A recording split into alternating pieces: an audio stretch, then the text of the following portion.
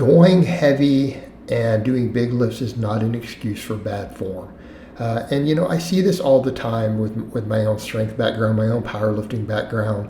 You'll see people who pull this nonsense of they'll do a lift, even if it's a power lifter, that they know would not pass in competition, right? They know it wouldn't pass. They know that it's an ugly lift, and then what do? What do? Well, it's a gym lift and it's a PR, but I'm like, it's not a PR. It doesn't count. So we're usually lifting for one of two purposes when we're getting under a heavy weight, right? We are either generally lifting for a strength sport, which probably has rules in place, or we're still using it to supplement our hypertrophy work, okay? That's usually, if we're serious about it, not just goofing off, that's usually what we're doing. So here's what I would say to people.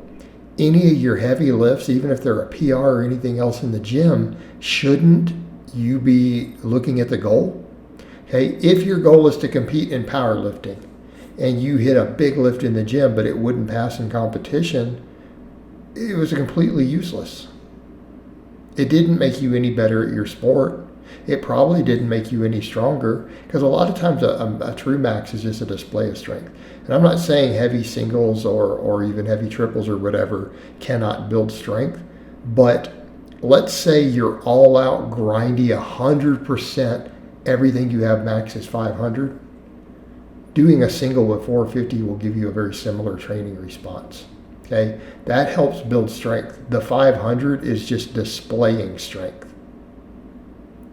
And if you're doing it badly, then you're displaying your strength badly. So that's complete nonsense, right? But it's an ego thing. And again, you look at how many injuries you see in powerlifting, how much of it is because of that?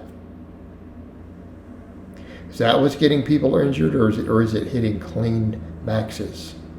I think it's the goofball stuff. Now, I think wraps and stuff are a contributor and all that too. I think equipment is. But because I've seen knee wraps cause more injuries in the lower body than just about anything else. In other words, have any of you ever seen a power lifter tear an adductor without wraps on? Even once? I haven't. I've known at least 8 guys who tore an adductor. 8 different guys, including a couple who watch this channel, who've tore an adductor using knee wraps. So just kind of throwing that out there, right? It's not because people are necessarily lifting heavy. It's doing things that compromise their safety. And I feel like wraps are one of those things. And a lot of people don't realize that. They think they're protective. They are not by any means. But back over to the point. It's not worth anything. Well, what about if you're trying to gain muscle? Okay, all these sets you see me doing here, these are part of my hypertrophy work. They're the heaviest thing I do in a week. Okay? Yeah, I might do a 3 or 4 rep set on a heavy chin or a heavy bench at the start of a workout before I start doing all my 10 plus stuff and all that, right? I do those things. But aren't they part of my work sets? So here's what I'm saying. If you're lifting heavy to build because you're still trying to build muscle, because it's what you do at the start of your workout, because that's a viable method. Heavy work, then pump work is a tried and true method, right? Generations. But if it's just goofball work, is it helping? In other words, you come into bench, how did I bench right there? Flat back, because I'm doing it as hypertrophy training right now. All right, flat back, paused, controlled the eccentrics, paused on every rep, butt didn't come off the bench, okay? My pecs got worked a lot. Do you think that's going to be better if you're trying to build pecs, or for you to come in and slap yourself and you do a big arch and then bounce the weight off your chest and then lift your butt off the bench? Okay, so let's say you're trying to build your chest. Guys who do stuff like that are the ones who talk about the bench press isn't a good chest exercise. Okay, right there. That's why. In fact, I would say anyone who says the bench isn't in the top 3, and I want to be clear there, anyone who in their personal experience the bench press isn't in the top 3 chest builders is doing silly stuff like that. They are not benching correctly for building their chest. That's what you see me doing in here, even my heavier sets. Okay. But it's just a gym lift. I'm just hitting a PR, bro. You're hitting a worthless PR that nobody should respect. Right? And the clowns who do respect it on social media, Ruben has a good lift. No, it wasn't. And when you say that, we know that you're a clown also. You're nothing but a clown. Get in and lift properly. I mean, a perfect example, and I'm saying this as an older guy who's still doing this. I'm 47 right now. Look at Mike O'Hearn. Have you not seen Mike O'Hearn express this same sort of thing?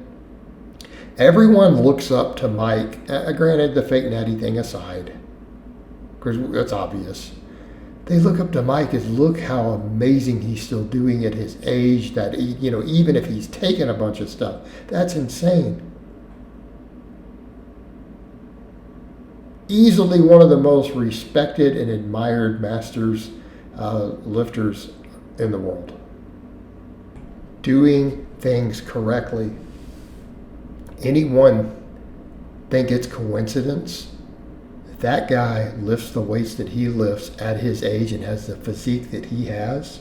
Do you think it's a coincidence when he says to stop ego lifting, to use good form, right? That even if you're going to hit a heavy bench, a heavy incline, you should still be thinking about the muscles being used. You should still be doing it correctly.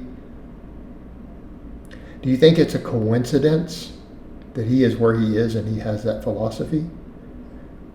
I am of the opinion that if he did not have that philosophy, he would be busted up, beat up like all these other people.